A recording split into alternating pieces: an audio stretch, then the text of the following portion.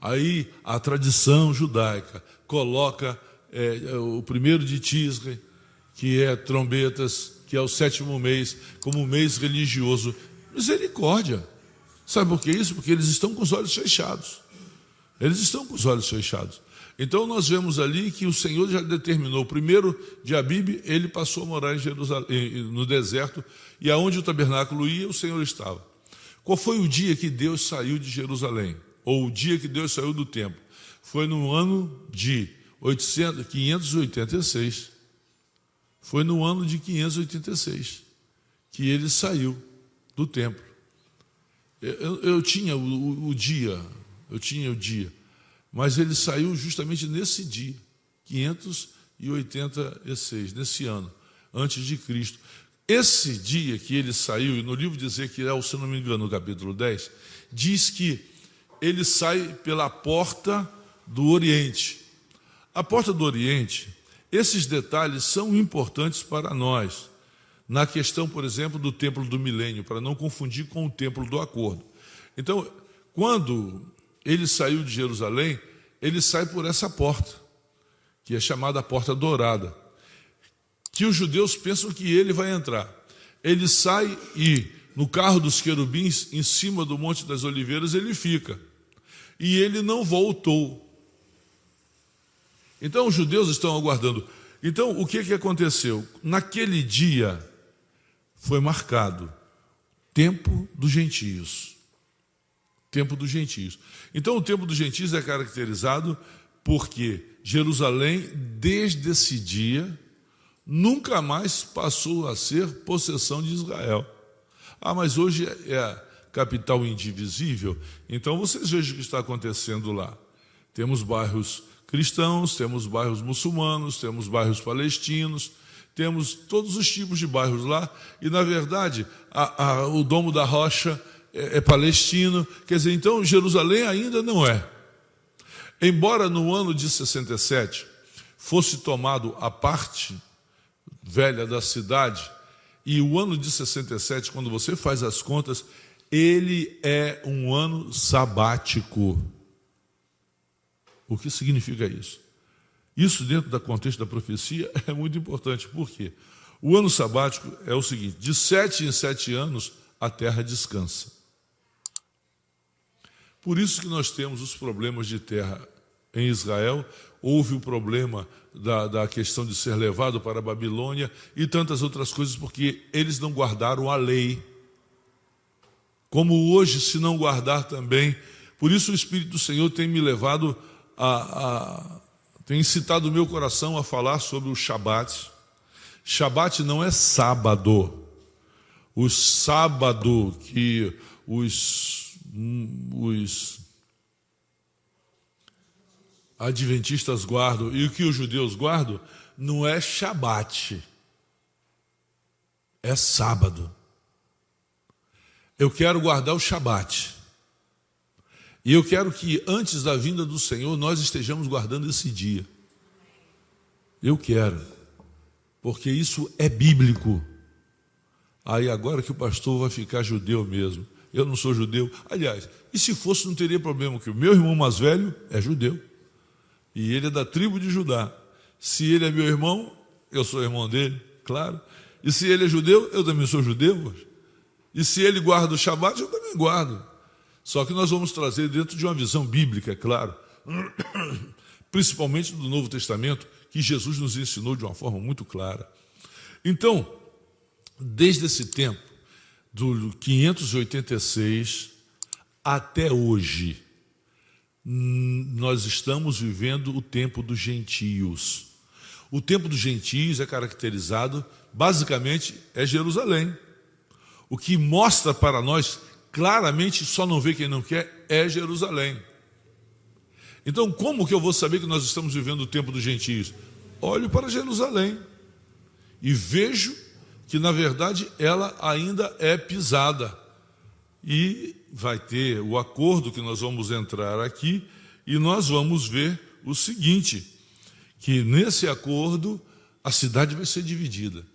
Netanyahu, que era um dos mais tradicionais opositores da divisão de Jerusalém, ele já aceita.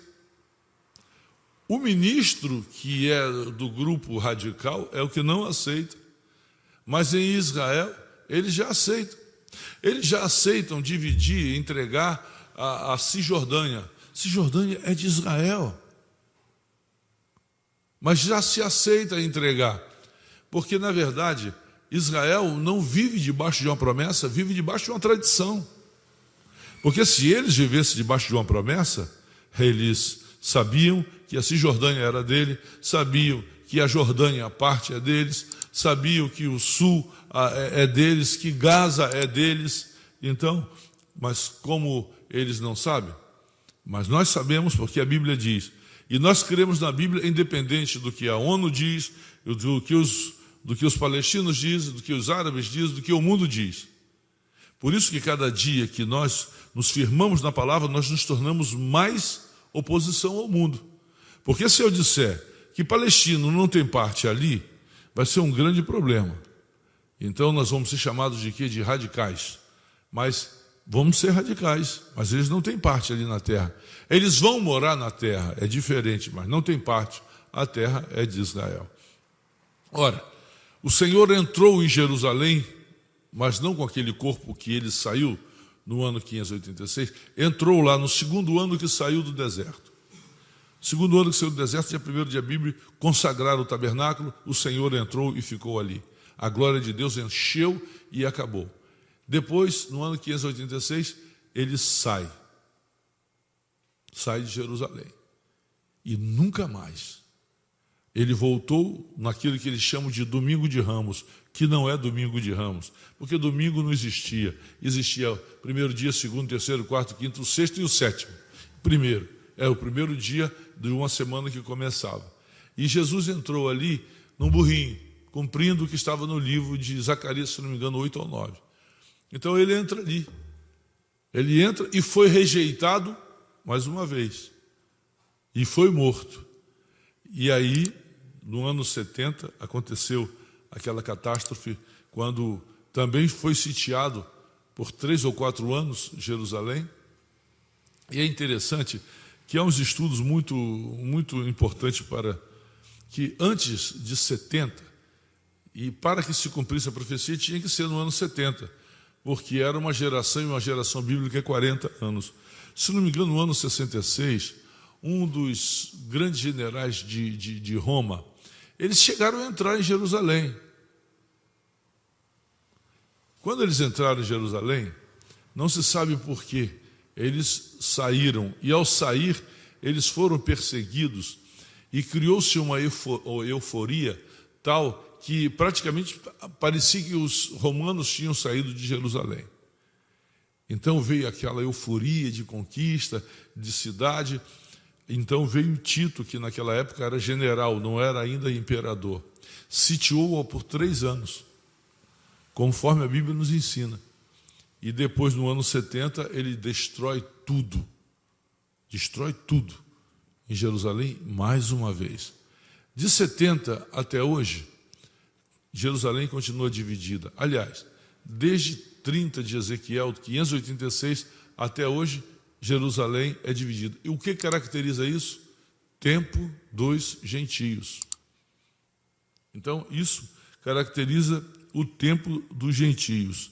No tempo dos gentios, nós temos morte de Cristo, asmos, primícias, Pentecostes, e encerra com o quê? Esse tempo, que é o tempo de graça, encerra com o arrebatamento. O arrebatamento dos santos também não termina o tempo dos gentios.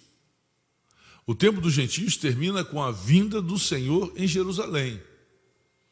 Então é diferente.